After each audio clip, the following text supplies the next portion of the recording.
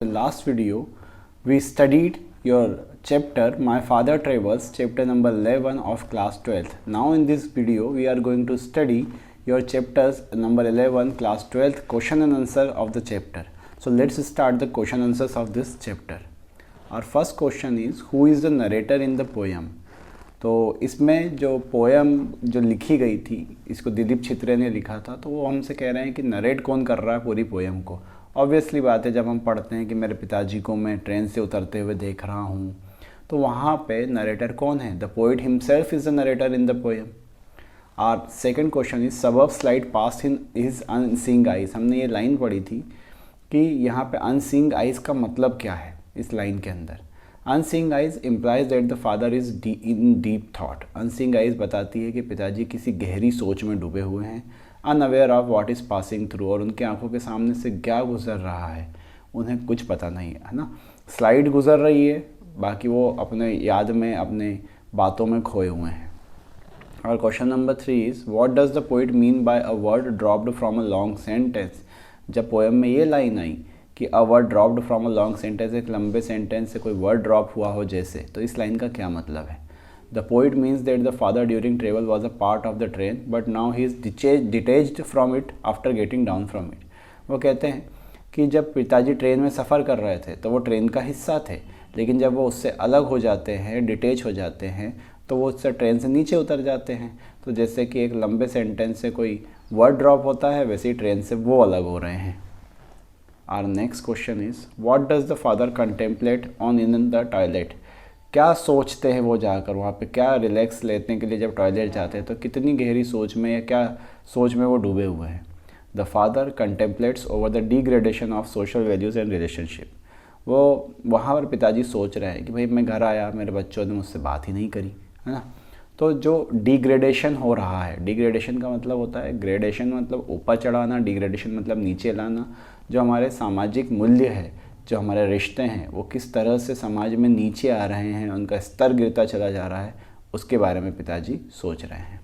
Our next question is what does the father dream of in sleep. सपनों में वो जब नींद में होते हैं तो किस चीज़ के सपने वो देख रहे होते हैं। हमने देखा था लास्ट लाइनों में वो कहते हैं कि the father dreams of his ancestors, अपने पूर्वजों के सपने देख रहे हैं। हिज ग्रैंड चिल्ड्रन, अपने नाती पोतों के सपने देख रहे हैं। And thinks about the nomads in his sleep, और जैसे कोई बंजारा होता है, वो जैसे घरों में किसी जगह पे एंटर करता है, वैसे ही वो भी देख रहे हैं कि एक बंजारे के रूप में अपने को देख रहे हैं। और next question which is answer in about 60 words, है ना। What does yellow stand for in the line standing among silent commuters in the yellow light? यहाँ पर जब ये लाइन आती है standing among silent commuters in the yellow light, तो यहाँ पे yellow का क्या मतलब निकलता है? यहाँ पे देखते हैं हम, yellow stand for fret and fear here। जो yellow कलर है उसका मतलब यहाँ पे भय, डर है। The poet here focuses on the sense of insecurity developing among our old generation who are being ignored and neglected by their youngsters। हमारे जो बूढ़े हैं, बड़े बूढ़े घरों में होते हैं, उनके अंदर एक इनसिक्योरिटी सी, एक असुरक्षा की जो भावना है वो एंटर कर रही है। क्यों? क्योंकि उनको इग्नोर किया जा रहा है, निगलेक्ट किया जा रहा है। किसके द्वारा? यंगस्टर्स के द्वारा। पूरा ना हमारे जो युवा पीढ़ी है वो बिल्कुल बूढ़े बूढ़ों पर ध्यान नहीं देती। Today in the fast running way of life, आज जब ज़िंदगी भाग रही है, दौड़ रही है, we do not take care of our old guards. हम हमारे जो बड़े बूढ़े हैं उनकी बिल्कुल परवाह नहीं करते हैं। हु वंस प्रोटेक्टेड अस, जिन्होंने हमारी हमेशा सुरक्षा करी। We do not pay respect to them, हम उनकी कोई रिस्पेक्ट नहीं करते। We do not bother to share their woes और फीलिंग्स, हम उन बड़े बूढ़ों लोगों को क्या वोज यानी हैं कि दुख हैं, उनकी फीलिंग्स क्या है, उनको शेयर नहीं करते हैं। Hence they are scared of their life, इसलिए वो अपने जीवन से निराश हैं, परेशान हैं, डरे हुए हैं। They are alone in their journey of life, आज अपने जीवन के सफ़र में वो अकेले हैं। कम्प्लीटली सेक्लूडेड एंड डिटेच, आज वो सेक्लूडेड हो चुके हैं, तन्हा हो चुके हैं, अकेले हो चुके हैं और अपने आप को अलग पाते हैं, डिटेच पाते हैं पूरी दुनिया से। Why does father Hari on, पिताजी जल्दीबाजी क्यों कर रहे हैं? पिताजी जल्दी कहाँ पहुँचना चाहते, ऐसे क्या जल्दी है उनको? The father in this poem represent the old values, पिताजी इस कविता के अंदर पुरानी वैल्यूज़ को दिखाते हैं। ही travels alone in the train, वो ट्रेन में अकेले सफ़र करते हैं, standing among the old as daily passengers, और उनके साथ में और दूसरे बूढ़े लोग हैं जो कि डेली पैसेंजर हैं, with a fearful look and depress lot of humanity. उनके अंदर एक डर है, हमने अभी बात करी कि वो डर क्या है। He has a sense of attachment with the family, उनको अपने परिवार से अटैचमेंट है, प्यार है। He hurries back home to have some time with family, वो अपने घर जल्दी जाना चाहते हैं ताकि अपने परिवार के साथ कुछ समय बिता सके। He feels overburdened with the feeling of values that he represents, वो जो वैल्यूज़ उनके अंदर हैं वो उसके बोझ के तले दबा हुआ पाते हैं खुद को। He is tired and secluded, वो थके हुए हैं, तन्हा हैं। But the whole idea of home makes him hurried on, लेकिन वो जो घर का आइडिया है कि भाई घर होता है, परिवार होता है, इस कारण वो घर पे जल्दीबाजी कर रहे हैं जाने के लिए। उनको थोड़ी ना पता है, पता तो है ही, लेकिन एक परिवार का सेंस रहता है कि भाई मेरी फैमिली है, मेरा परिवार है, मैं घर जाऊँ, उनसे बातें करूँ। वो बात अलग है कि वो लोग उनसे बातें नहीं करना चाहते हैं। और next question, why does the father tremble at the sink, पिताजी जो हैं वो सिंक पे लड़खड़ाते क्यों हैं। The father comes back home, पिताजी घर वापस आ जाते हैं। He eats stale chapatis and drinks weak tea, वो एक बासी चपाती खाते हैं, एक वीक टी पीते हैं। Nobody cares about his presence, उनके आने का कोई फ़र्क नहीं पड़ा है किसी पर भी। He is alone in the house as no one bothers for him, वो घर में अकेले हैं, कोई भी उनके आने की चिंता भी नहीं कर रहा है। He is ignored by his grand children, उनको उनके ग्रैंड चिल्ड्रन द्वारा इग्नोर किया जाता है। नोबडी शेयर्स हिज वोस, कोई भी उनके दुखों को बांटता नहीं है।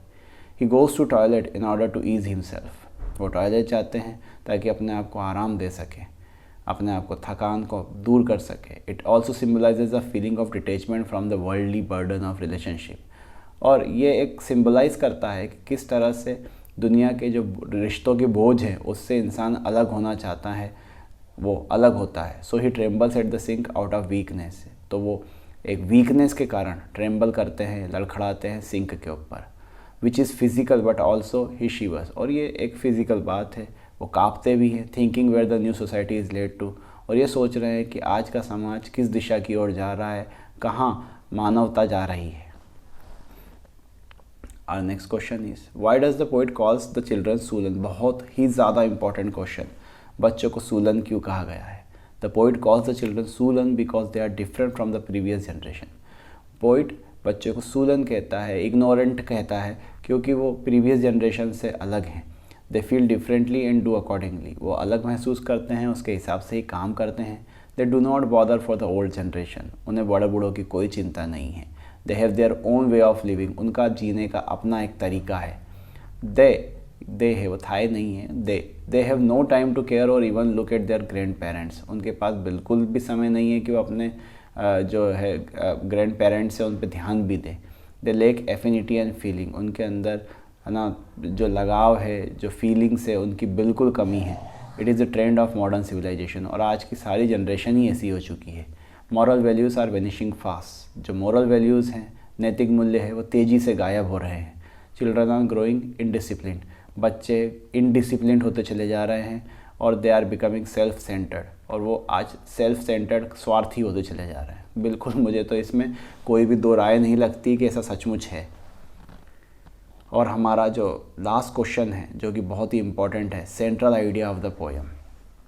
तो वैसे तो हम पढ़ चुके हैं, मैंने आपको बताया था कि वो जो ब्लू बॉक्स होता है वही सेंट्रल आइडिया होता है।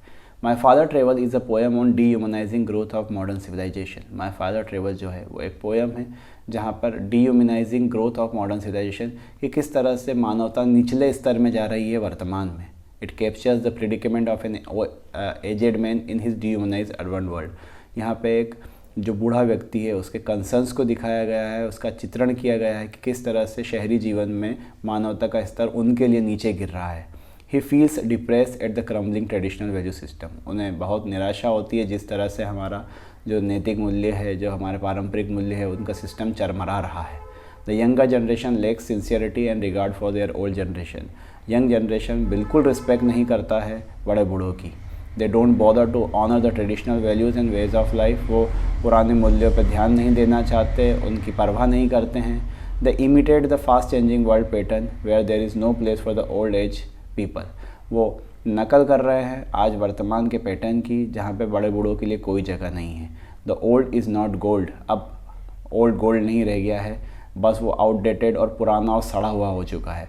This is the negative aspect of the modernisation, और ये आधुनिकरण का एक नकारात्मक पहलू है। So these were the question answers. Thank you for watching.